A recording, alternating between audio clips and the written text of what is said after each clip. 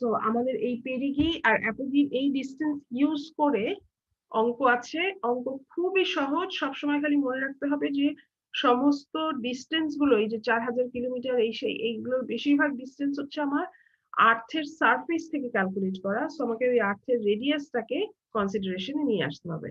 হ্যাঁ, আমি আর এই অঙ্ক করে মানে আসলে রিড আউট করে তো লাভ নাই, পুরো অঙ্ক করে দেওয়া আছে, এটা তোমরা পারবে, এখানে তেমন কিছু নাই। এবার আমরা চলে আসি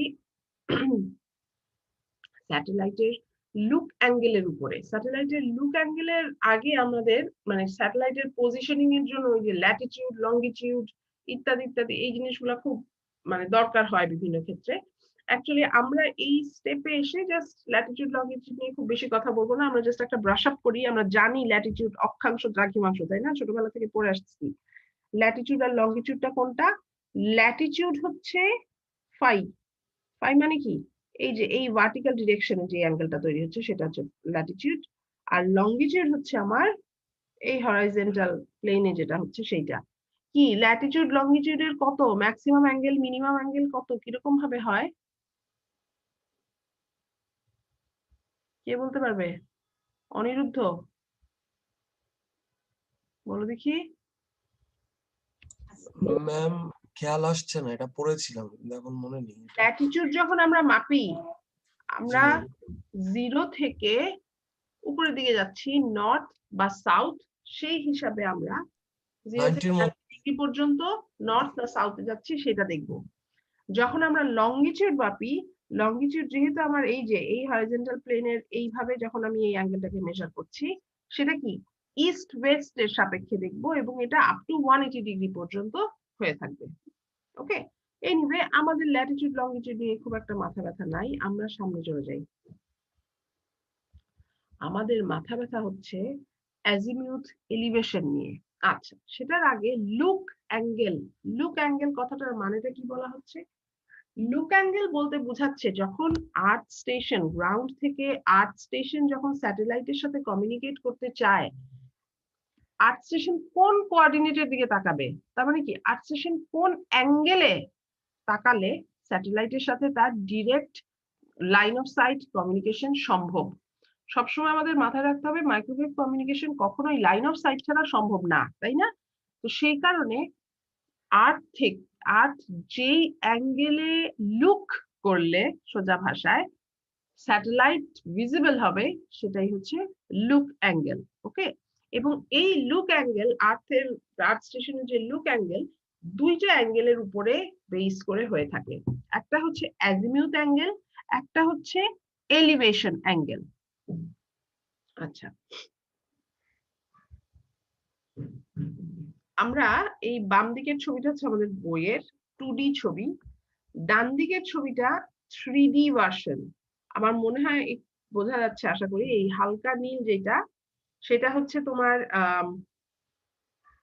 হরাইজন্টাল প্লেন, আর এই যে সরি হালকা গ্রে যেটা সেটা হচ্ছে হরাইজন্টাল প্লেন, আর এই যে ডার্কার ভার্সন যেটা ডার্ক গ্রে যেটা সেটা হচ্ছে ভার্টিক্যাল প্লেন। হ্যাঁ, সো আমি যদি বলি অ্যাজিমিউথটা কি, অ্যাজিমিউথটা হচ্ছে একেবারে হরাইজন্টাল প্লেনে যে অ্যাঙ্গেলটা করে সেটা হচ্ছে অ্যাজিমিউথ, আর এলিভেশনটা হচ্ছে এই হরাইজন্টাল প্লেন থেকে ভার্টিক্যাল ডিরেকশনে যে অ্যাঙ্গেলটা হয় সেটা হচ্ছে এলিভেশন অ্যাঙ্গেল। ওকে, এবং এই যে গ্রে প্লেনটা, গ্রে যেই লাইট গ্রে যেই প্লেনটা দেখতে পাচ্ছ, এটাকে বলা হচ্ছে লোকাল হরাইজন্টাল প্লেন। আমি আরেকটা ছবি এই ইন্টারনেট থেকে নামানো আরেকটা ছবি একটু দেখি তো।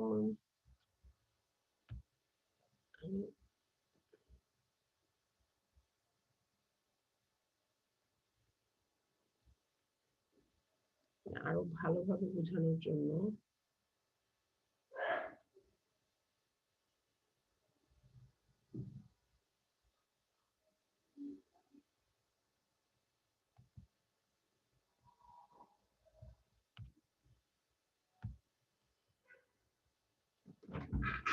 একটা ছবি, বাট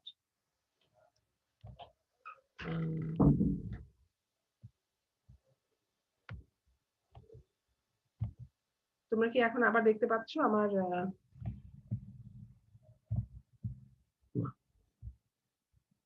আমার স্লাইড দেখতে পাচ্ছো? দেখা যাচ্ছে? জি ম্যাম।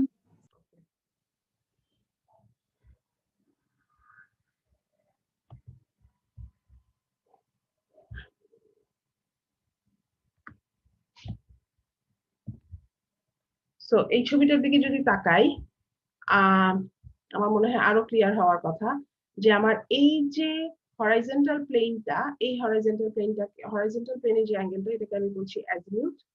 আর উপরের যে প্লেনটা, সেটাকে বলা হচ্ছে এলিভেশন।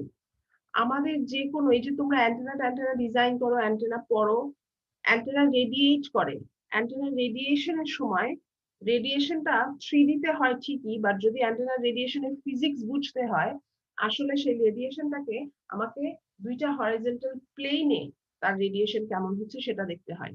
একটা হচ্ছে অ্যাজিমিউথ প্লেন, যেটা হরাইজন্টাল প্লেন, আরেকটা হচ্ছে elevation plane, that is vertical plane. Okay, আচ্ছা, এখন এই লুক অ্যাঙ্গেল ডিটারমিনেশনের জন্য আমাদের কিছু মানে কিছু না, মানে একটা ক্রাইটেরিয়া ফিল আপ করতে হয়। সেই ক্রাইটেরিয়াতে আমরা ডিরেক্ট চলে যাই। বাই দ্য ওয়ে, আমি তো বলেছিলাম এটা যদি আর্থ হয়ে থাকে, এই পয়েন্টটা হচ্ছে আমাদের sub satellite point. Sub satellite পয়েন্টে কি, যে স্যাটেলাইট থেকে আর্থের সেন্টার কানেক্ট করে যদি আমি একটা লাইন দেই, সেই লাইনটা আর্থের সারফেসকে যেই পয়েন্টে ইন্টারসেক্ট করে, সেটাই হচ্ছে সাব স্যাটেলাইট পয়েন্ট। ওকে, এবং আমি যদি আর্থ থেকে স্যাটেলাইটের দিকে তাকাই, সেটা হচ্ছে আমার জেনিথ ডিরেকশন। স্যাটেলাইট থেকে আর্থের দিকে তাকাই, সেটা হচ্ছে আমার নাদির ডিরেকশন। ওকে, এবারে চলে আসি আমরা ভিজিবিলিটি টেস্টে। ভিজিবিলিটি টেস্ট যেটা, সেটা হচ্ছে এই লুক অ্যাঙ্গেল ডিটারমিনেশনের জন্যই আমার এই ভিজিবিলিটি টেস্টের দরকার। ব্যাপারটা কি, মেইন কথা হচ্ছে, ধরো এটা হচ্ছে আমার আর্থের সারফেস, এই আর্থের সারফেসের উপরে এখানে আছে আমার আর্থ স্টেশনটা। ওকে, এখন এই আর্থ স্টেশন আর স্যাটেলাইটের মধ্যবর্তী একটা সার্টেন দূরত্ব আছে অবশ্যই। বলা হচ্ছে আর্থ স্টেশন কোন অ্যাঙ্গেলে স্যাটেলাইটের দিকে ইনক্লাইন্ড থাকবে, সেই জিনিসটা বের করার টেস্টটাই হচ্ছে ভিজিবিলিটি টেস্ট। এমন যদি হয়ে থাকে যে স্যাটেলাইট অনেক নিচে নেমে চলে আসলো, কথার কথা, ধরো আমি যদি স্যাটেলাইটকে একটা ছোট্ট সার্কেল দিয়ে ডিটারমাইন করি, এবং স্যাটেলাইট ধরো আর্থের ভিতরে চলে আসছে, জাস্ট একটা র্যান্ডম কথা, আমরা যদি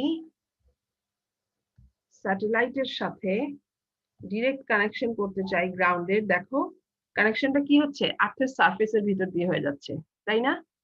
বা আমি যদি আরেকটু বেটার ভাবে বলতে চাই, স্যাটেলাইটকে যদি আমি নামাতে নামাতে এখানে নিয়ে চলে আসি, এবং দেখা যাবে যে স্যাটেলাইট থেকে আর্থের লাইন অফ সাইট কমিউনিকেশন হচ্ছে না, তখন আমি কি বলবো, ভিজিবল হবে না আমার স্যাটেলাইটটা, তাই না? সো অলওয়েজ আমাকে বলতে হবে স্যাটেলাইট আর আর্থের কমিউনিকেশনটা যেন লাইন অফ সাইট কমিউনিকেশন হয়। এটার জন্য আমরা এখানে কয়েকটা ভ্যারিয়েবল নিচ্ছি, সেগুলোর কথা আগে বলে নেই। এই ছবি কি ক্লিয়ার? বড় করে, আশা করি ছবিটা ক্লিয়ার। আচ্ছা, স্যাটেলাইট থেকে আর্থের সেন্টার পর্যন্ত ডিস্টেন্স হচ্ছে RS। আর্থ স্টেশন থেকে আর্থের সেন্টার পর্যন্ত ডিস্টেন্স হচ্ছে RE। এই RE টা বেসিক্যালি কি তন্ময়? Yes, আর ma'am. RE টা কি জিনিস? আর এটা তো ম্যাম হচ্ছে আমাদের ইয়া হবে, মানে যে ডিসটেন্সটা আমাদের সারফেস সেটা তো পর্যন্ত। আমি বললাম, জিনিসটা আসলে কি? আর্থের রেডিয়াস। হ্যাঁ ম্যাম। আচ্ছা, সো এবং আমি যদি বলি যে একটা সেন্ট্রাল অ্যাঙ্গেল করছে এই স্যাটেলাইট থেকে আর্থ স্টেশনের সেন্টার, আর আর্থ স্টেশন, সরি, স্যাটেলাইট থেকে আর্থের সেন্টার আর আর্থ স্টেশন থেকে আর্থের সেন্টার, এরা দুজন মিলে যে সেন্ট্রাল অ্যাঙ্গেল করছে, সেই সেন্ট্রাল অ্যাঙ্গেলটা হচ্ছে গামা। ওকে, সো এখন আমি যদি এই ট্রায়াঙ্গেলটা চিন্তা করি, এটা একটা সমকোণী ত্রিভুজ, এবং আমি যদি কস নেই, কস গামা ইকুয়াল টু কি, RE ভূমি বাই অতিভুজ, তাই না? লেটস সে অতিভুজটা H, আমি লিখতেই পারতাম, বাট লিখতে গেলে এত সময় নষ্ট হবে যে ভেজাল। সো আমি যদি বলি যে cos gamma equal to RE/H, এখন খেয়াল করে দেখো, বা H কে কি আমি কি বলতে পারি? H কে আমি বলতে পারি RE/cos গামা, তাই না? আমি যদি রিঅ্যারেঞ্জ করি H হয়ে যাবে আমার RE/cos গামা।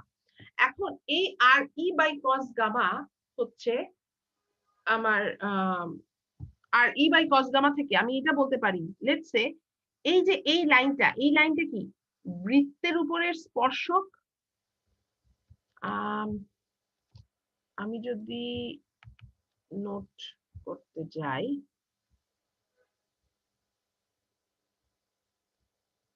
এই বৃত্তের উপরের স্পর্শকটা এখানে ছাড়া আমি অন্য কোনো পয়েন্টে যদি এই উপরের দিকে আমি নিতে পারবো, বাট যখনই আমি এটাকে নামাতে থাকবো, দেখো আর্থ কিন্তু মাঝে চলে আসছে। সো আমার বৃত্তের উপর স্পর্শক যেটা শুধুমাত্র একটা বিন্দু নিয়ে কাজ করবে, সেটা তো একটা লাইনই আসবে, তাই না? এর নিচে গেলেই আমার আর্থ চলে আসছে। তো তার মানেটা কি? তার মানেটা হচ্ছে আমি যদি স্যাটেলাইটের পজিশনিং, স্যাটেলাইটকে ধরো RS দূরত্বে বসাচ্ছি, RS অবশ্যই আমার এই RE/cos গামার উপরে থাকতে হবে বা সমান থাকতে হবে ম্যাক্সিমাম। কারণ RE/cos গামার নিচে যদি আমি স্যাটেলাইটকে বসিয়ে দেই, তাহলে কি হবে? স্যাটেলাইটের সাথে আর্থের লাইন অফ সাইট কমিউনিকেশন আর সম্ভব হবে না। কথা কি বোঝা গেল?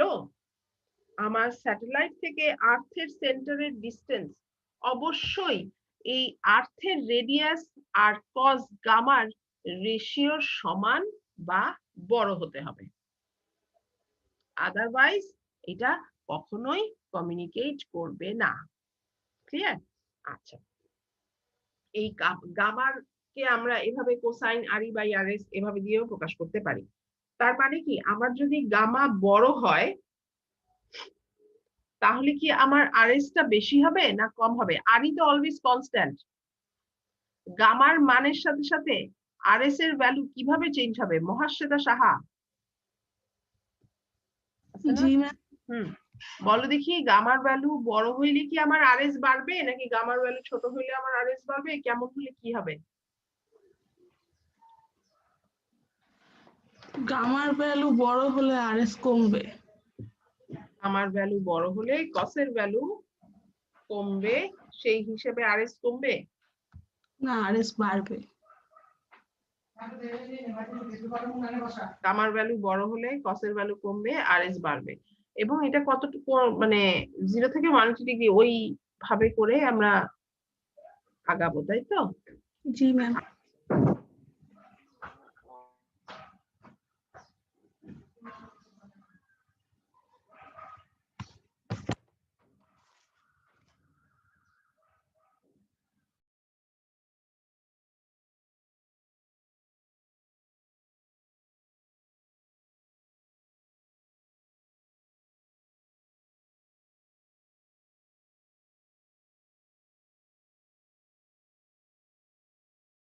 আচ্ছা, সো আমাদের এই গেল ভিজিবিলিটি টেস্ট। এবার যদি আমরা আরেকটু সামনে আগাই, এই পার্টটা হচ্ছে অরবিটাল পারটারবেশন।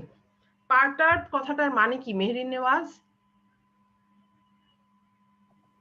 জি ম্যাম। পারটার্ব মানে কি? ম্যাম জানি না এটা হচ্ছে।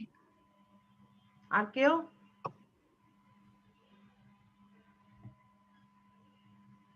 নওশীন শর্মিলী, পারটার্ব মানে জানি নাকি?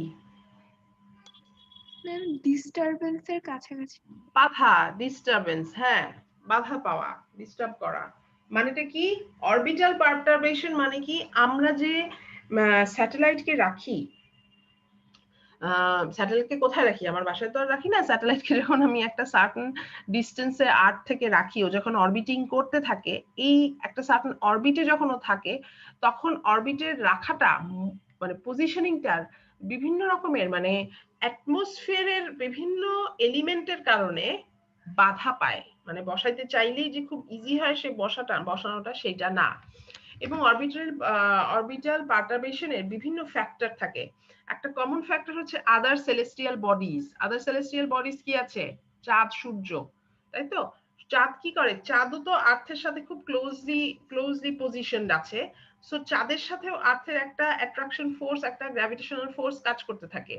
সেখানে আবার যখন স্যাটেলাইট আসে তখন ওই ন্যাচারাল গ্র্যাভিটেশনাল ফোর্সের উপরে একটা মানে কি বলবো, স্যাটেলাইট আনার কারণে ওই মুনের সাথেও আবার তখন ওই স্যাটেলাইটের একটা সার্টেন ফোর্স কাজ করতে পারে, যেই ফোর্সের কারণে স্যাটেলাইটটা মুভ করে যেতে পারে। বা সান আছে, সান বিগেস্ট ইন সাইজ, তাই না? সো সানের ওই বড় সাইজের কারণে সানের সাথেও স্যাটেলাইটের মধ্যে একটা ফোর্স রাইজ করে দেখা যায়। আচ্ছা, এই স্লাইড গুলাতে আমি জাস্ট তোমাদেরকে পয়েন্ট গুলা বলেছি, বিকজ এই মানে অরবিটাল পারটারবেশনের ফ্যাক্টর গুলা কি কি আছে। তারপরে ধরো কিছু লংগিটিউডিনাল ভ্যারিয়েশন হয়, যেমন ধরো আর্থের অবলেটনেস। আমরা এখন পর্যন্ত সমস্ত ফর্মুলা করে আসছি, বলছি আর্থ একটা স্ফিয়ার, আর্থ একটা স্ফিয়ার, বাট আসলে তো আর্থ স্ফিয়ার না, কমলা লেবুর মতো চাপটা পড়ে আসছি না ছোটবেলা থেকে। সো সেই আর্থের অবলেটনেস এর কারণে কোন পয়েন্টে আর্থের সাথে স্যাটেলাইটের যে ডিস্টেন্স সেটা তো সবসময় ফিক্স থাকে না। আমরা তো দেখতেই পাচ্ছি পেরিগি, অ্যাপোগি এই সমস্ত ফ্যাক্টর গুলো আসছে। সো আমাদের তাদের কি অ্যাট্রাকশন ফোর্সটাও কি চেঞ্জ হতে থাকবে। তারপরে আছে ধরো মাস কনসেন্ট্রেশন। মাস কনসেন্ট্রেশনটা কি জিনিস? পৃথিবীতে বিভিন্ন জায়গায় বিভিন্ন রকমের কনসেন্ট্রেশন, কোথায় নদী, কোথাও সাগর, কোথাও পাহাড়। সো কোন মানে আলটিমেটলি সেটাতে কি হচ্ছে, পাহাড় যেখানে ওখানে ম্যাস কনসেন্ট্রেশন যতটা থাকবে, সাগর যেখানে থাকবে সেখানে তো অবশ্যই ম্যাস কনসেন্ট্রেশন বেশি একরকম থাকবে না। এবং এই ম্যাস কনসেন্ট্রেশনের ডিফারেন্সের কারণে অবশ্যই আমার ফোর্সেরও ডিফারেন্ট আসবে। সো স্যাটেলাইটের পজিশনিং এর জন্য এই ব্যাপারগুলো খুব ইম্পর্টেন্ট ফ্যাক্টর। আচ্ছা, তারপরে হচ্ছে জুপিটার টুপিটার অন্যান্য প্ল্যানেট, লং টার্ম ক্লাইমেট ইত্যাদি ইত্যাদি বিভিন্ন ফ্যাক্টরের কারণেও এই অরবিটিংটা ডিস্টার্বড হতে পারে, পারটার্বড হতে পারে। এই কথাগুলো আমি তো খুব ফ্যাক্টর, ছোট ছোট ফ্যাক্টরে বললাম, বাট তোমাদের যদি মানে তোমরা যদি চাও, প্র্যাটের বই এরকম 2-3 পাতা জাস্ট গল্পের মতো আছে এবং পড়ার সময় খুব মজা লাগে। মানে শুধু যদি নাম্বারের জন্য না পড়ি, আমরা যদি একবার রিডিংও দিয়ে যাই, ইটস ফান, মানে ভালো লাগবে আর কি। ওভাবে ফান না বললেও ভালোই লাগবে, খারাপ না। আচ্ছা, সো এই পারটারবেশনকে অ্যাকচুয়ালি ব্রডলি যদি আমরা চিন্তা করি, দুইটা ভাগে ভাগ করা যাবে। একটা হচ্ছে গ্র্যাভিটেশনাল, যেখানে হচ্ছে তোমার যে আর্থ রিলেটেড মানে থার্ড বডি ইন্টারঅ্যাকশন হয়, এবং আরেকটা হচ্ছে নন স্ফেরিক্যাল শেপ, আর্থের মধ্যে কানেকশন যদি থাকে, সেই ধরনের পারটারবেশন ফ্যাক্টর গুলো হচ্ছে গ্র্যাভিটেশনাল ফ্যাক্টর। আরেকটা হচ্ছে non gravitational, atmospheric drag. Atmospheric drag কি বলেছিলাম মনে আছে? ওই যে ভ্যান অ্যালেন বেল্টের মধ্যে এগুলো থাকে, হাই ভেলোসিটিতে অ্যাটমসফেরিক পার্টিকেল গুলো মুভ করতে থাকে। সো ওই জিনিসটা তখন খুবই বেশি আর স্যাটেলাইটকে এফেক্ট করে ফেলে। Solar radiation, pressure, tidal effect ইত্যাদি ইত্যাদি, এগুলা হচ্ছে নন গ্র্যাভিটেশনাল ফ্যাক্টর। এনিওয়ে, এবার আমরা চলে আসি স্যাটেলাইট লঞ্চিং এ। দেখেছি নাকি আমরা স্যাটেলাইট লঞ্চিং টিভিতে? কেউ কথা বলে না। ম্যাম দেখছি। আচ্ছা, খুব ইন্টারেস্টিং তাই না? স্যাটেলাইট লঞ্চিং গুলো কিন্তু বেশ ভালো লাগে দেখতে। আচ্ছা, সো আমার এই স্যাটেলাইট লঞ্চিং এর মাল্টিপল স্টেজ আছে। হ্যাঁ, যখন একটা স্যাটেলাইটকে লঞ্চ করা হয়, এই স্যাটেলাইটকে লঞ্চ করার জন্য আমাদের কি লাগে? রকেট লাগে, তাই না? রকেট, যেই রকেটটা হচ্ছে স্যাটেলাইটকে ক্যারি করে, তার মানে এটা কি হচ্ছে? লঞ্চ ভেহিকেল বলা যেতে পারে এটাকে। এবং আমার এই লঞ্চিংটাকে যদি আমি বিভিন্ন ভাগে ভাগ করি, ফার্স্ট স্টেজ যেটা, সেই ফার্স্ট স্টেজটা কি? ফার্স্ট স্টেজটা হচ্ছে যখন আমার লঞ্চ ভেহিকেল, যেই রকেট, মানে first stage of the launch vehicle contains rockets and fuel that are needed to lift the satellite and launch vehicle off the ground and into the sky. Around ধরো 20 mile আর্থের surface থেকে around 20 mile উঠায়। কিভাবে?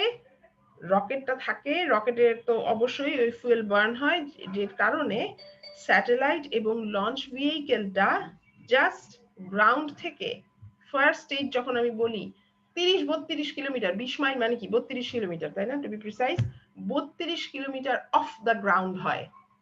এবং এই যে 32 kilometre যে উঠলো, এখানেই পুরা স্যাটেলাইট লঞ্চিং এর একটা মেজর পোর্শন খরচ হয়ে যায়। ঠিক আছে, অ্যাকচুয়ালি মেজর কেন বলবো, লার্জেস্ট ফ্র্যাকশন অফ এনার্জি এই পার্টে এক্সপেন্ড হয় যখন জাস্ট স্যাটেলাইটটা রেস্ট থেকে, যে সে মানে আর্থে বসেছিল সেখান থেকে যখন লঞ্চ ভেহিকেল সহ 32 কিলোমিটার উঠে।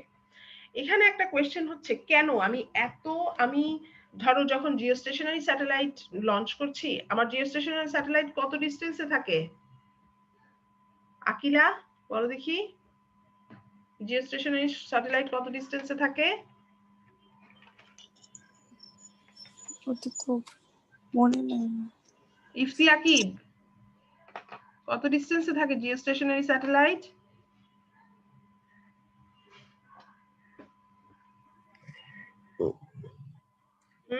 ডিসটেন্সটা তো ভুলে গেছি ম্যাম। 35,786 কিলোমিটার। আচ্ছা, একটু বলি হ্যাঁ তোমাদেরকে, তোমরা কিন্তু এই যে স্যাটেলাইটের বিভিন্ন রকমের ছোটখাটো যে এই যে আমরা সাইড টক করি, এগুলা মনে রাখো। আমাদের এখান থেকে কিন্তু ওই যে কি জানি অ্যাপসকো চ্যালেঞ্জ, তারপরে আবার চায়নার কোনখানে কোথায় স্যাটেলাইটের ভিজিট ইত্যাদি ইত্যাদি কারণে স্যাটেলাইট কমিউনিকেশনের উপরে আন্ডারগ্র্যাড স্টুডেন্টদের ট্রেনিং বা ওয়ার্কশপ যাই বলো না কেন, সেটার জন্য প্রায়ই বাইরে পাঠানো হয়। প্রায় কেন, প্রত্যেক বছরই মোস্ট লাইকলি বাইরে পাঠানো হয়। ওরা গেছিল, স্বপ্নীলরা গেছিল, তারপরে কারা গেল জানি, ওই যে কাজল কেউ তো তোমরা পাইছিলাম মনে হয়, কাজলকে চিনো তো তোমরা নাকি?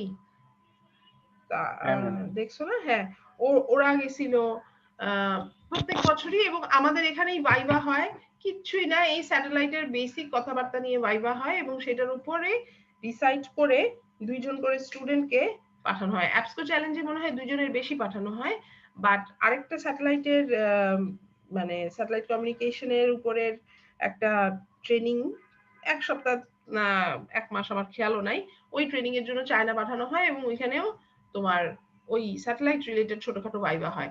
সো এই টাইপের কথাবার্তাগুলো না আমরা একটু মানে মাথায় রাখি আর কি। আচ্ছা, সো কেন, এখন প্রশ্নটা হচ্ছে যে আমার একটা স্যাটেলাইট লঞ্চ ভেহিকেল সহ জাস্ট 20 মাইল উঠাইতে লার্জেস্ট ফ্র্যাকশন যাচ্ছে, অথচ আমি বলছি যে আমি 35,786 মানে অলমোস্ট 36,000 কিলোমিটার উঠাবো, বাকি এনার্জি সেখানে লাগবে। মানে লার্জেস্ট ফ্র্যাকশন নাকি আমার মাটি থেকে উঠাতেই লেগে যাবে। এটা কি কারণ হতে পারে? কমন সেন্স কি বলে? কিছু বলে নাকি? ম্যাডাম ঘুম থেকে উঠছে এখন। ম্যাম গ্র্যাভিটেশনাল ফোর্স কে, অবশ্যই গ্র্যাভিটেশনাল ফোর্স কে অতিক্রম করে পার হয়ে যাওয়ার জন্য এতটা এনার্জি লাগে, এটা ট্রু। আরেকটা বড় কারণ হচ্ছে, তোমরা দেখছো কিনা জানি না, স্যাটেলাইট লঞ্চিং এ দেখবা যখন প্রতি স্টেজে যখন একটা একটা করে যখন স্টেজ পার হতে থাকে, লঞ্চ ভেহিকেল আর স্যাটেলাইট একসাথে লাগানো থাকে। প্রথম অবস্থায় তো অবশ্যই লঞ্চ ভেহিকেলের সাথে স্যাটেলাইটটা এক স্টেজে থাকে। প্রতি স্টেজে যখন স্যাটেলাইট একটু একটু করে উপরে উঠতে থাকে, দেখবা জিনিসটা পুরা সিস্টেমটা আনফার্ল হতে থাকে, একটা একটা করে ছোট ছোট সেকশন খুলে যেতে থাকে। এবং এক একটা ছোট সেকশন যেটা আমরা টিভিতে দেখি, সেটা তো দেখলে মনে হয় যে একটা ছোট সেকশন খুলে যাচ্ছে, বাট এটা একটা huge mass, excess mass from the launcher, যেটা চলে যায়, যেটা এক্সপেন্ডেড হয়ে যায়, যেটা গ্রাউন্ডে চলে আসে, বা সামহাউ যেটাকে মানে কি বলবো ডিস্ট্রয় করে ফেলা হয়, ইত্যাদি ইত্যাদি। হ্যাঁ, তার মানে এটা কি হচ্ছে, আলটিমেটলি ওই লঞ্চ ভেহিকেল সহ স্যাটেলাইটের ভরটাও কমতে থাকে। এখানে যখন আমার ওই mv² আর অতিক্রম করিয়ে যখন আমি স্যাটেলাইটকে গ্রাউন্ড থেকে 20 মাইল উপরে উঠাই, তখন আমি ম্যাক্সিমাম ওয়েটকে গ্র্যাভিটেশনাল ফোর্স অতিক্রম করাই। পরবর্তী কেসগুলাতে এনার্জি অবশ্যই স্পেন্ড হয়, বাট কম্পারেটিভলি কম এজন্য হয় বিকজ আস্তে আস্তে যত উপরে যেতে থাকে ভর কমতে থাকে। তোমরা দেখলে মানে খুবই ইন্টারেস্টিং, কিন্তু মানে যখন তো দেখবা যে স্যাটেলাইট আস্তে আস্তে করে এক একটা স্টেজ যাচ্ছে, ওর পাওয়ার সেন্টার গুলা মানে পাওয়ার সোর্স থেকে স্যাটেলাইট আলাদা হয়ে যাচ্ছে, সোলার প্যানেলটা আরেক দিকে চলে যাচ্ছে, ইত্যাদি ইত্যাদি। আমি জানি না দেখছো কিনা, কয়জন দেখছো এটাও আমি ঠিক শিওর না। বাট এই স্যাটেলাইটের লেকচারটা ম্যাক্সিমাম লেকচারই হচ্ছে এরকম ভরা ভরা টেক্সট, কথা কম। হ্যাঁ, সো মানে অঙ্ক কম, সরি কথা বেশি অঙ্ক কম। সো সেই কারণে আমি বলবো যে তোমরা দয়া করে একটুখানি এই ভিডিও গুলা দেখো, তোমাদের নিজেদেরও মজা লাগবে, জিনিসগুলোও শিখবা এবং কোরিলেটও করতে পারবা। আচ্ছা, পরীক্ষার আগের দিন তো দেখার সময় থাকবে না, আগেই দেখে রাখো। এনিওয়ে, সো ফার্স্ট স্টেজটা হচ্ছে লঞ্চ ভেহিকেল। যখন লঞ্চ ভেহিকেল যেটা রকেট বলছি আমরা, কন্টেইনস দ্য রকেট এবং ফুয়েল কন্টেইন করে থাকে লঞ্চ ভেহিকেল। হ্যাঁ, এবং সেটা কি করবে, স্যাটেলাইট এবং লঞ্চ ভেহিকেল দুইজন যখন গ্রাউন্ড থেকে স্কাইয়ে উঠবে, সেটা হচ্ছে ফার্স্ট স্টেজ। সেকেন্ড স্টেজ হচ্ছে একটা মেইন রকেটের পাশে আরো ছোট ছোট ছোট ছোট স্মল রকেটস থাকে, আমি শিওর তোমরা দেখছো। সেই smaller Rockets that ignite after the first stage is finished.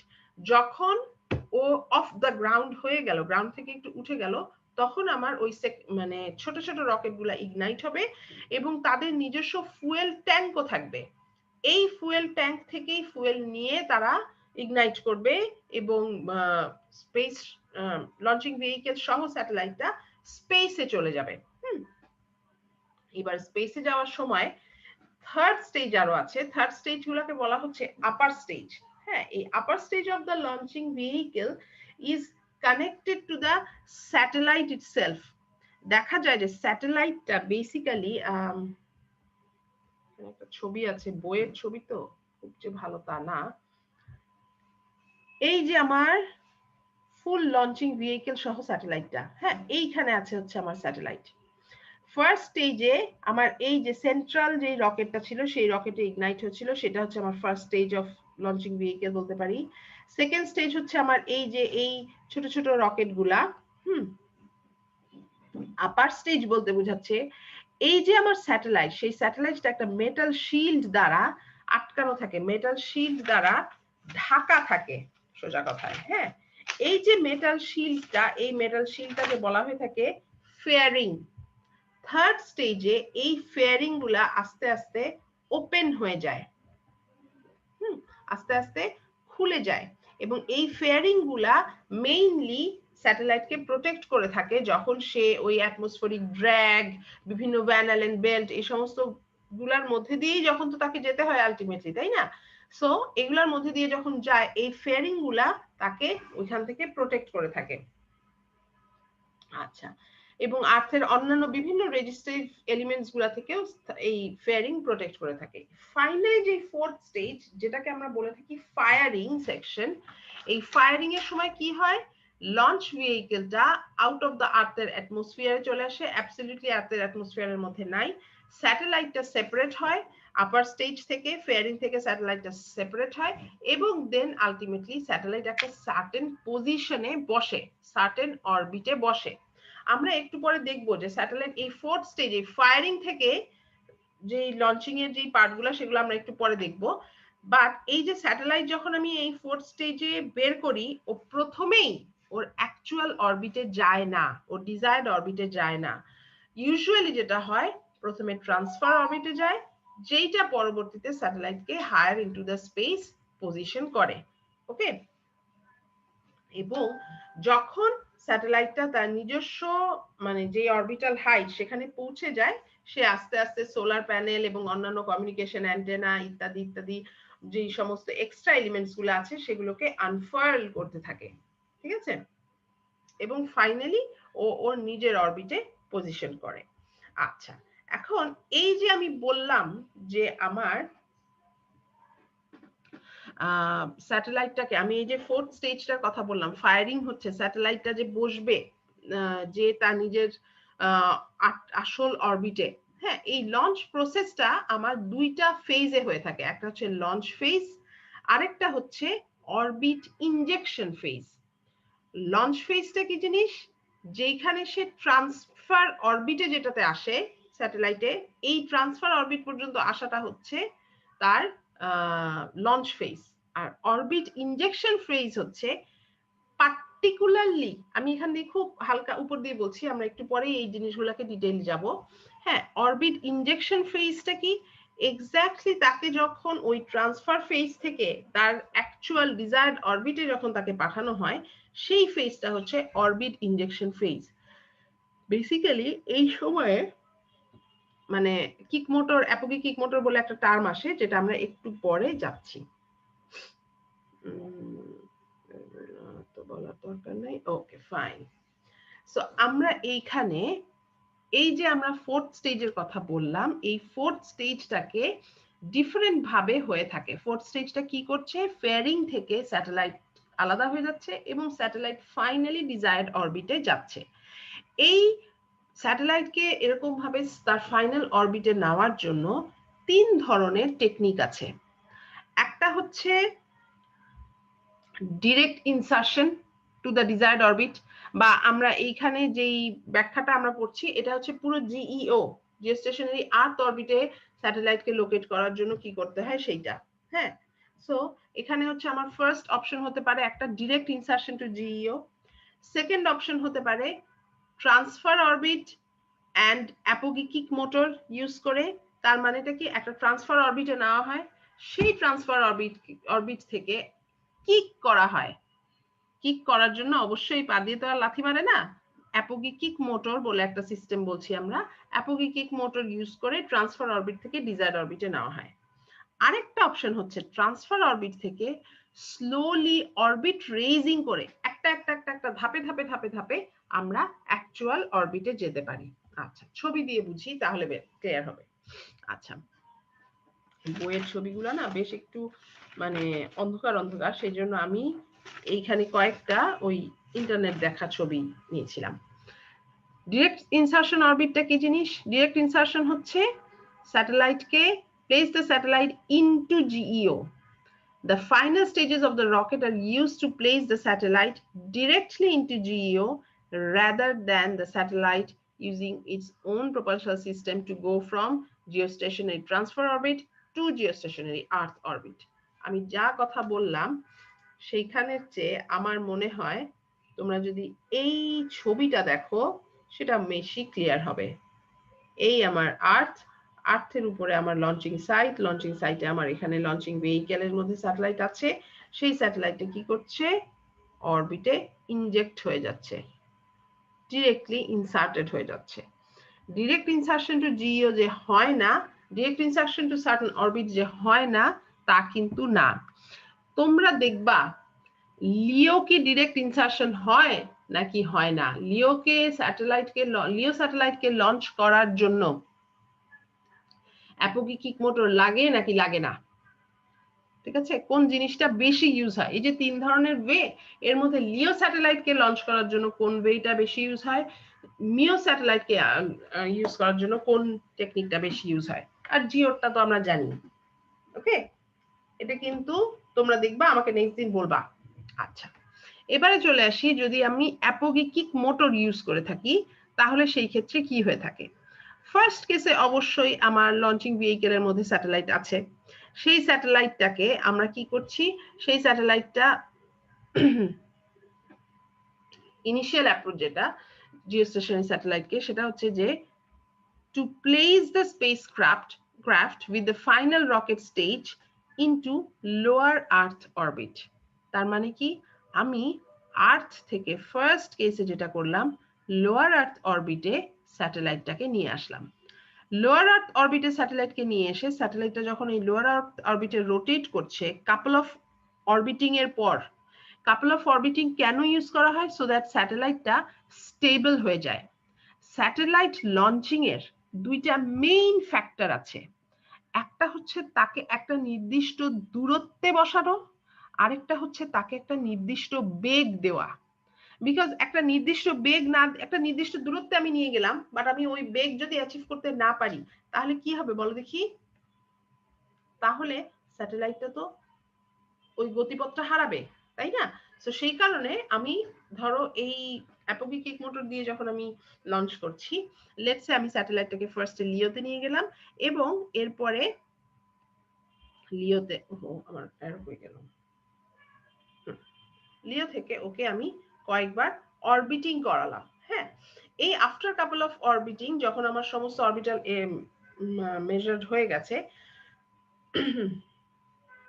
স্যাটেলাইটটাকে কোথায় নিয়ে যেতে হবে? স্যাটেলাইটটাকে জিওস্টেশনারি আর্থ অরবিটে নিয়ে যাওয়া হবে, সরি জিওস্টেশনারি ট্রান্সফার অরবিটে নিয়ে যাওয়া হবে, জিটিও তে নিয়ে যাওয়া হবে। এই সময় কি করা হয়? জিটিওর এমন ভাবে লিওটা সিলেক্ট করা হয় যেন লিওর একটা পয়েন্ট আর ট্রান্সফার অরবিটের একটা পয়েন্ট একই পয়েন্টে থাকে। খেয়াল করে দেখো, এই যে লিও আর ট্রান্সফার অরবিট কিন্তু একই পয়েন্ট। তাহলে এখানে এই সার্কুলার অরবিট থেকে এই ইলিপ্টিক্যাল অরবিটে যেতে কি চেঞ্জ করা হয় বলো দেখি? এই পয়েন্টটাতে কিন্তু দুজনেরই হাইট সমান, তাই না? চেঞ্জ করা হয় ভেলোসিটি।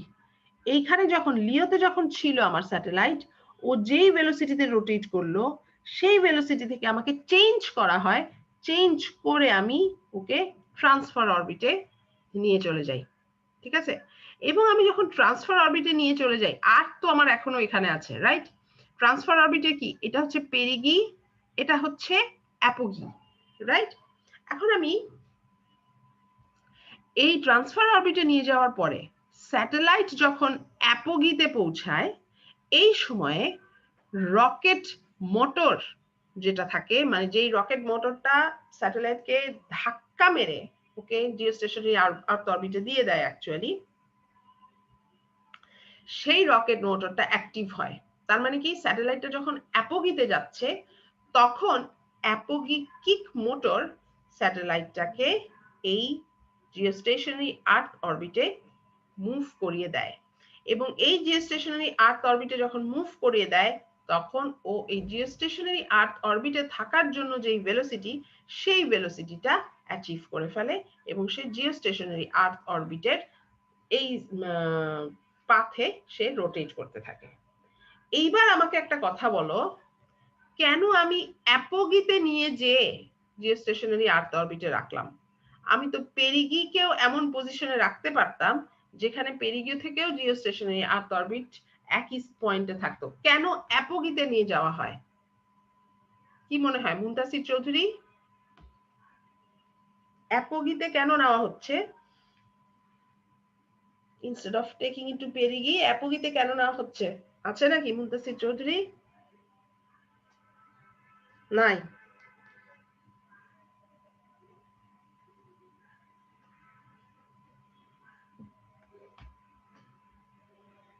নাই, মুনতাসির চৌধুরী গায়েব। 612 ফাহিম আশরাফ।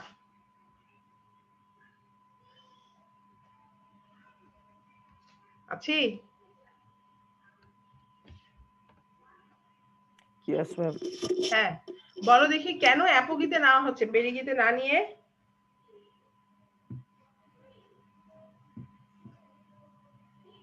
ম্যাম জানি না ma'am.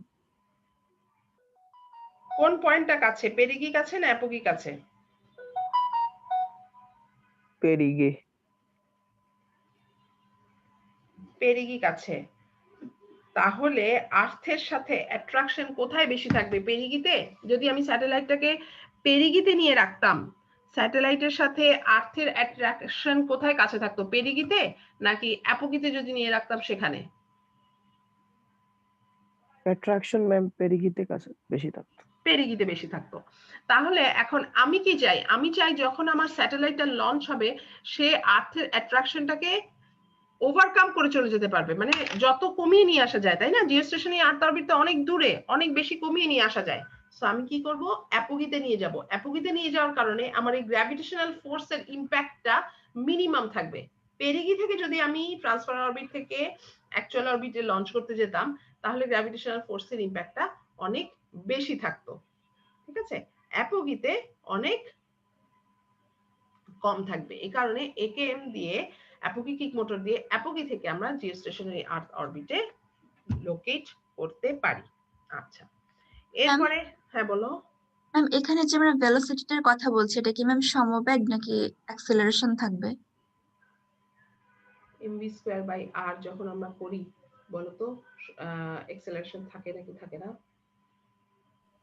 Ma'am MV square by আর তো সেন্ট্রিপেটাল সেন্ট্রিফিউগাল এগুলা যখন আমরা করেছিলাম এফ ইকুয়াল টু ধরলে এফ এর মধ্যে তো আবার অ্যাক্সেলারেশন থেকে যায়, এম এ বা এম জি এসব ক্ষেত্রে।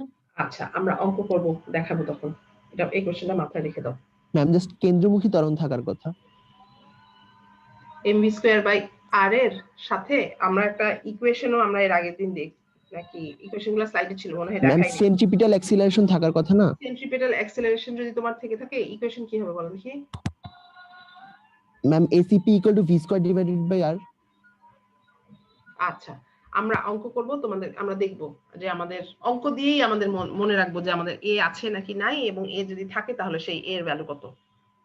ওকে আচ্ছা, কার কম্পিউটারে আজান দিচ্ছে এই অদ্ভুত সময়ে?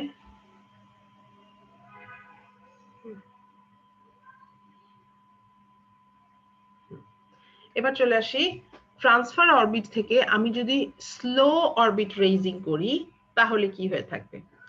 স্লো অরবিট রেইজিংটা যেটা হয় এটা কিন্তু খুব কমন, এটা অনেক জায়গাতেই ইউজ করা হয়। তোমাদের কাছে আমার একটা কোয়েশ্চেন হচ্ছে, সেটা হচ্ছে যে তোমরা কোন স্যাটেলাইট লিও মিও জিও কোন ভাবে লঞ্চ করা হয় সেটা তো জিও তো এখানে দেওয়াই আছে, লিও মিও কোন ভাবে লঞ্চ করা হয় এটা দেখবা এক। আর 2 নাম্বার হচ্ছে কোন কোন স্যাটেলাইটকে ডিরেক্ট ইনসার্ট করা হয়, কোন স্যাটেলাইটকে জিওর মধ্যেও কোন স্যাটেলাইটকে ডিরেক্ট ইনসার্ট করা হয়, কোনটাকে ট্রান্সফার থেকে ডিরেক্ট জিও স্টেশনে আর্থ অরবিটে নেওয়া হয়, কোনটাকে স্লো অরবিট রেইজিং করা হয়, এই জিনিসটা তোমরা দেখবা। ইলন মাস্কের কোম্পানির নাম জানি কি? আচ্ছা দেখবা তো স্পেস এক্স এর স্যাটেলাইট গুলা কিরকম লঞ্চ হয়। ইলন মাস্ককে চিনি নাকি? জি ম্যাম। আচ্ছা সবাই তো? জি ম্যাম। আশা করি হ্যাঁ। আচ্ছা কি ও কি সবচেয়ে বড় লোক না এখন? ম্যাম এখন আবার সেকেন্ডে এসে পড়ছে, মাঝখানে একে গেছে। আচ্ছা এখন কে আসছে আবার? ফার্স্টে কে আসছে? ম্যাম আবার বেজোস আসছে। আচ্ছা ওকে তাহলে আমরা যাই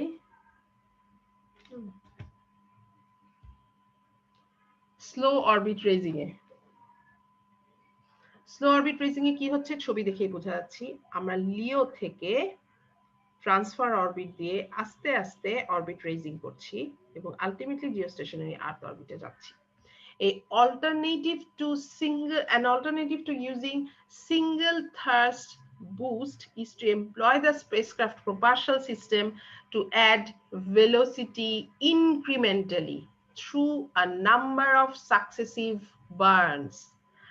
যখনই আমরা অঙ্কতে দেখবো যে ভেলোসিটির কিরকম মানে কতটা বেশি ভেলোসিটি বাড়ে, বাট যখন আমরা ডিরেক্ট ট্রান্সফার অরবিট থেকে বাড়ে বলি ভেলোসিটি কমে, হ্যাঁ যখন আমরা ডিরেক্ট ট্রান্সফার অরবিট থেকে জিওস্টেশনারি আর্থ অরবিটে যাই ভেলোসিটির যেরকম একটা শার্প চেঞ্জ হয়, আমরা যখন স্লো অরবিট রেজিং করি ভেলোসিটি ইনক্রিমেন্টালি স্লোলি ভেলোসিটির ইনক্রিমেন্টেশনটা আস্তে আস্তে আস্তে আস্তে হয়, স্লোলি চেঞ্জ হতে থাকে এবং সাকসেসিভ বার্নের মধ্যে দিয়ে। হ্যাঁ এবং when the satellite is at apogee they are activated, তার মানে কি ভেলোসিটির একবার যে চেঞ্জটা হতে থাকে অ্যাপোগিতে আসার পরে চেঞ্জ হতে থাকে, so that perigee is raised by corresponding increments, পেরিগিটা রেইজ করতে থাকে, পেরিগিটার দেখো ডিসটেন্সটা বাড়তে থাকে আস্তে আস্তে, বাট অ্যাপোগি গুলা কিন্তু সবগুলার একই জায়গায় আছে, খেয়াল করে দেখো।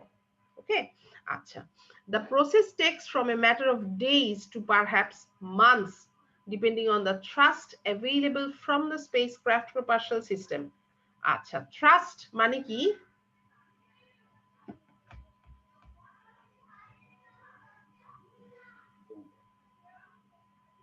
thrust বেঙ্গল ধাক্কা। ধাক্কা রাইট। সো আমি ওই যেই মানে প্রপালশন সিস্টেম থেকে আমি কিরকম থ্রাস্ট পাচ্ছি, কিরকম পুশ পাচ্ছি, কিরকম ধাক্কা পাচ্ছি সেটার উপর ডিপেন্ড করে আমার কতদিন সময় লাগছে সেটা ডিফাইন করা যাবে। Low level thrusting from ion propulsion produces the longest period, যখন আমার অনেক বেশি লো লেভেল থ্রাস্টিং হয় এটা তো বোঝার কথা, longest period of orbit raising but else greater efficiency. আচ্ছা আমরা এইখানে চলে আসলাম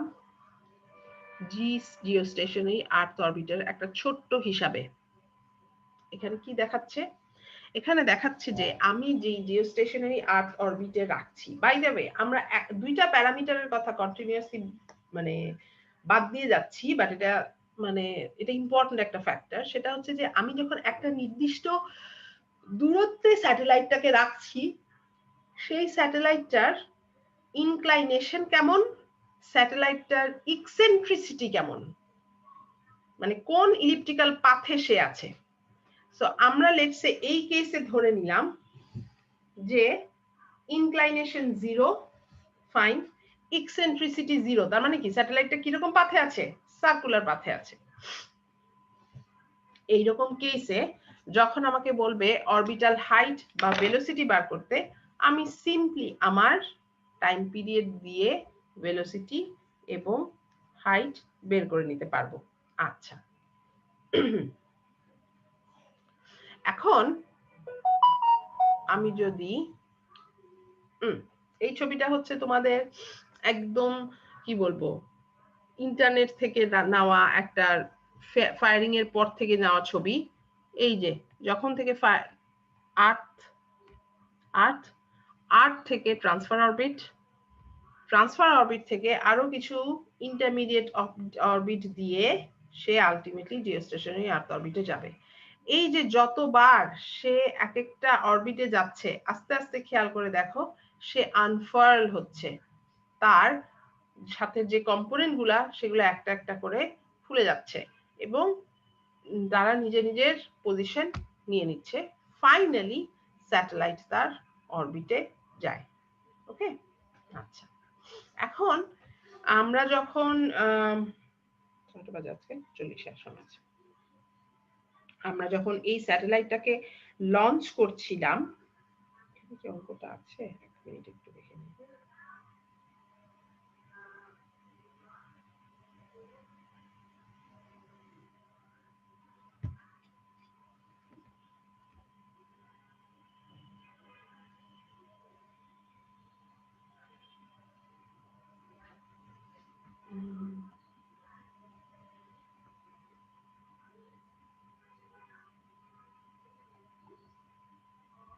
আচ্ছা, ঠিক আছে।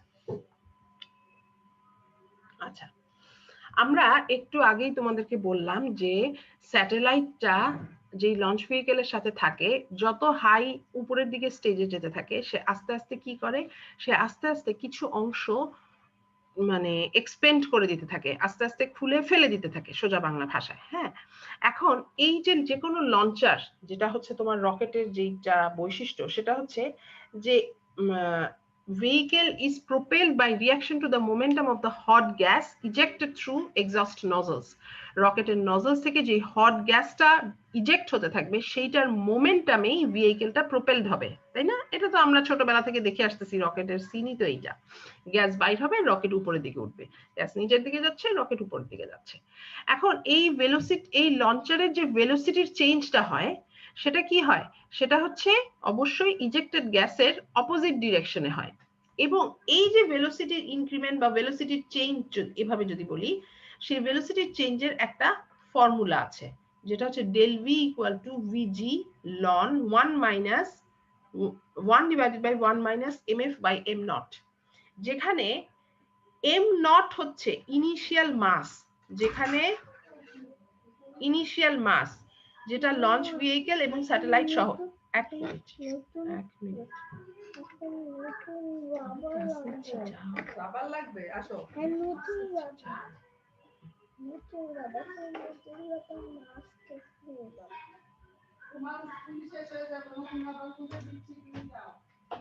আমার কথা কি শোনা যাচ্ছে?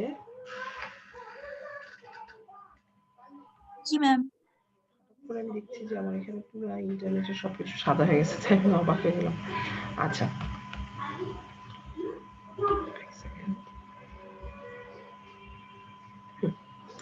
সো আমার এম নট হচ্ছে স্যাটেলাইট লঞ্চিং ভেহিকেল সবকিছু সহ আদি ওয়েট, সোজা কথা। আর এম এফ হচ্ছে যে ফুয়েলটা আমি এক্সপেল করে দিচ্ছি সেই ফুয়েলটা। এখন আমি যদি এখান থেকে আগাই, আমি যদি চাই যে আমার মাল্টি স্টেজ লঞ্চারের কথা বলা হচ্ছে, এক সেকেন্ড, স্লাইড একটু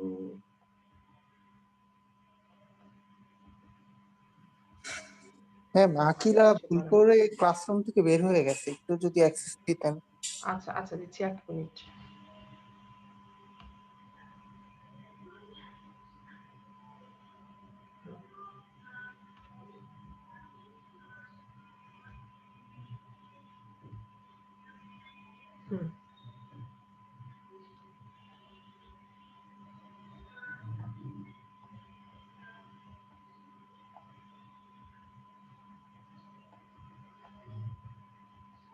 তাই তো বলি এতক্ষণ এই ইকুয়েশনটা। আচ্ছা, আমি এই ফর্মুলাটা একটু পরে দেই।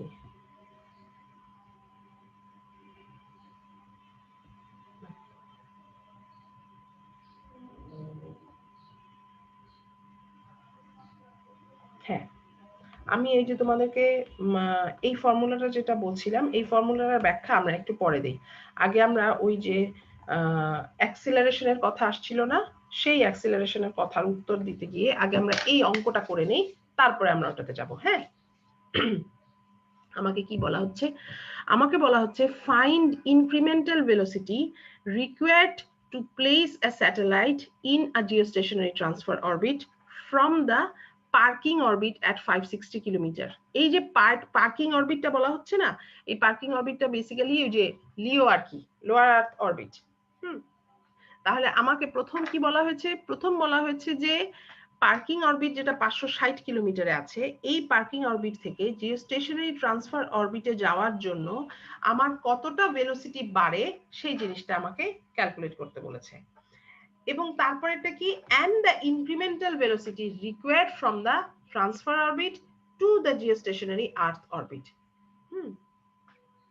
এবং প্রত্যেকটা ক্ষেত্রে আমার এই জিওস্টেশনারি আর্থ অরবিটে অরবিট করার জন্য আমাকে বলা হয়েছে যে আমার ইনক্লাইনেশনটা 0 ইনক্লাইনেশন। আচ্ছা, ভালো কথা। এখন যখন আমার পার্কিং অরবিটে আছে, পার্কিং অরবিটের আমাদের ইকুয়েশনটা কি ছিল? নরমাল √μ/r, এটা ছিল আমার পার্কিং অরবিটের ভেলোসিটির ইকুয়েশন। তাহলে μ/r যখন আমি বলছি, ওই আরটা কি ছিল? আরটা ছিল আর্থের সেন্টার থেকে যেই ডিস্টেন্সে আছে সেটার ডিস্টেন্স, যেই পয়েন্টে আছে সেটার ডিস্টেন্স। তাহলে আর্থের রেডিয়াস প্লাস সারফেস থেকে ওই পয়েন্টের ডিস্টেন্স। সো এখানে যদি আমরা যাই, আর্থের রেডিয়াস যেটা হচ্ছে আমার 6378 আর 560 কিলোমিটার। খেয়াল করে দেখো, এটা হচ্ছে আমার একটা সার্কুলার পাথ। সো সেই সার্কুলার পাথের জন্য আমি একটা সার্টেন ভেলোসিটি পেয়ে গেলাম। ওকে, এইবারে আমার আসছে velocity at perigee of transfer orbit. Perigee of transfer orbit করতে গিয়ে মানে কি, আমি এখানে আমার ইলিপ্টিক্যাল পাথের ইকুয়েশনে চলে আসব। ওই যে একটু আগে আজকে আমি তোমাদেরকে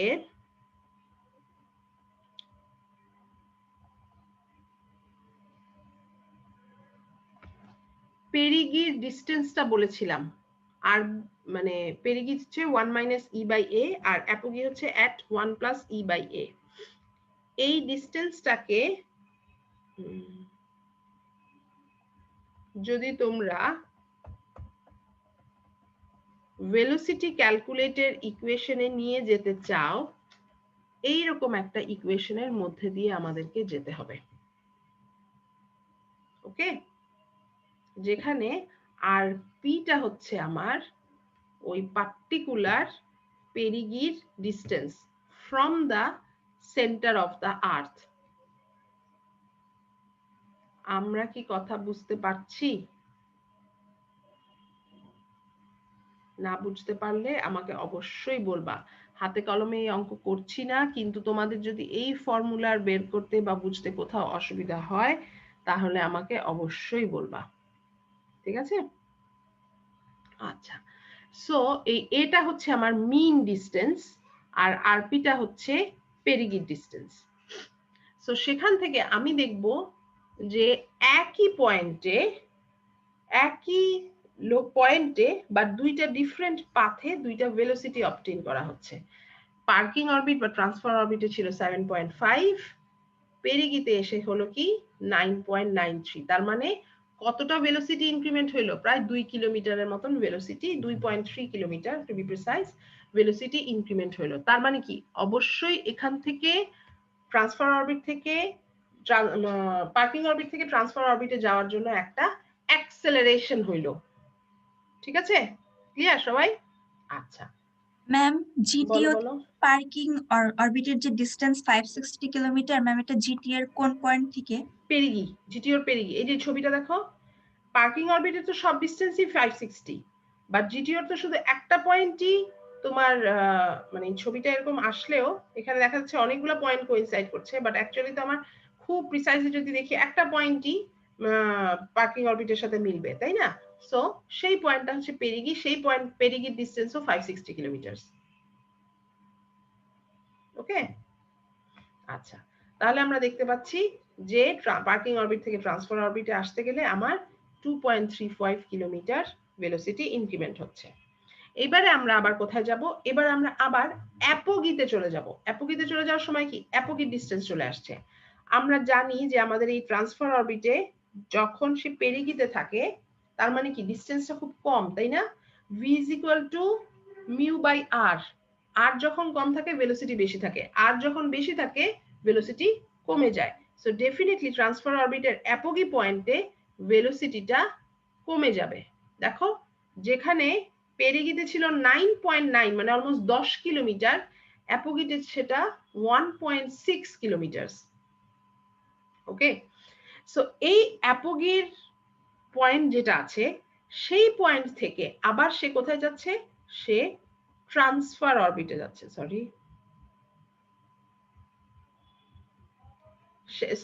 সে জিওস্টেশনারি আর্থ অরবিটে যাচ্ছে। সো জিওস্টেশনারি আর্থ অরবিটটাকে কি আমরা আবার সার্কুলার অরবিট হিসেবে চিন্তা করে নিচ্ছি। দেখবা আমরা যখন লঞ্চিং এর ছবিগুলো আঁকছি সেই ছবিগুলো কিন্তু আমাদের সব ওই ইনক্লাইনেশন 0, ইকসেন্ট্রিসিটি 0 যেহেতু ধরছি, জিওস্টেশনারি আর্থ অরবিট গুলোকে আমরা সব সার্কুলার অরবিট চিন্তা করছি। সো এখানে যদি আমরা এখন যাই জিওস্টেশনারি আর্থ অরবিটকে যদি আমি সার্কেল ধরি তাহলে RS টা কি আমার ওই 35,786 কিলোমিটার। ওকে, আর সেখান থেকে আমি দেখব 3.075, তার মানে 1.6 থেকে 3.075 কিলোমিটারে আমি নিয়ে আসলাম। তার মানে আমার ফ্রিকোয়েন্সি যখন শুরু হয়েছিল পার্কিং অরবিটে ছিল 7.5 কিলোমিটার। খেয়াল করে দেখো আমার ভেলোসিটি ইনক্রিমেন্ট হয়েছে ঠিকই, বাট সেটা কিন্তু ছোট স্টেপে হয়েছে। আলটিমেটলি যেটা হয়েছে সেটা হচ্ছে আমার ভেলোসিটি কমে গেছে। যদি আমি ট্রান্সফার লিওতে বা পার্কিং অরবিটের ভেলোসিটি আর জিওর ভেলোসিটি চিন্তা করি তাহলে আমি দেখব আমার ভেলোসিটি 1.441 কিলোমিটার পার সেকেন্ড কমে গেছে। সো অবশ্যই অ্যাক্সেলারেশন আছে। অ্যাক্সেলারেশন না থাকলে আমার ভেলোসিটির ইনক্রিমেন্ট হবে না। ঠিক আছে, আচ্ছা এইবারে আমরা চলে আসি এটা 50। আচ্ছা এইবারে আমরা এই ফর্মুলাটাতে আবার একটু ব্যাক করতে পারি। তোমাদের 10টার সময় ক্লাস আছে? নাই তো না? মোবাইল সেলুলার ক্লাস হওয়ার কথা। আচ্ছা তাহলে আমি এই লঞ্চিং এর এই ফর্মুলা যেটা আমি করাতে চেয়েছিলাম এখন ওটা আমি আজকে রেখে দিচ্ছি। আমরা অ্যাটেন্ডেন্স নিয়ে ক্লাসটা শেষ করি। আমরা নেক্সট ক্লাসে এই লঞ্চারের কেন আমার এই ফর্মুলার কথা কেন আসছে সেটা আমরা নেক্সট ক্লাসে দেখবো ইনশাআল্লাহ। ওকে, আমি শেয়ারিং স্টপ করলাম। ম্যাম আমাদের ক্লাস লেকচারের ভিডিওগুলা আরে আর বলো না, আমি এত ওই যাচ্ছে আমি ভুলেই যাচ্ছি। আমি এই উইকেন্ডে অবশ্যই করব। যদি আমি শুক্রবারের মধ্যে না করি প্লিজ আমাকে তোমরা একটুখানি নক করো। আকিলা তুমি জাস্ট আমাকে একবার মানে একটা টেক্সট করলেই হবে, আমি অবশ্যই করব। কারণ বসে এই রেকর্ড হইতে অনেক সময় লাগে, আমার কম্পিউটার স্লো। বাট অবশ্যই আমি এই শুক্রবারের মধ্যে করব। Okay ma'am. তোমাদের ক্লাস কবে জানি শেষ হবে? 11ই মার্চ নাকি? জি ম্যাম 11 মার্চই তো বলা আছে। রাইট, হ্যাঁ। সো আমাদের আর কতদিন সময় আছে? ম্যাম 2 উইকস এর মতন মেবি। হল খোলানোর ডেটটা কি এখন পিছিয়ে গেছে না আবার? জি ম্যাম, ঈদের পরে। হুম।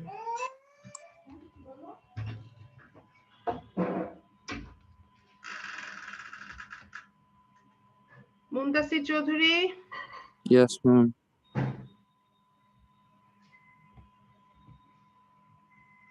শাহিন আলম নাই, Fahim Ashraf, yes ma'am. Ismam Hossain, Yes, ma'am.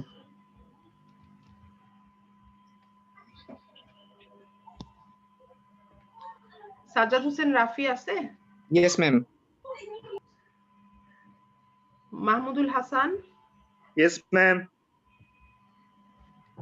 Ifti Akib, Hamidul Hossain Yes, নাই ma'am. না? ইয়েস ম্যাম আছি। আচ্ছা, আফজাল হোসেন, ইয়েস ম্যাম। আসিফ জামিল নাই তো, 640। হ্যাঁ, আসিফ জামিল নাই।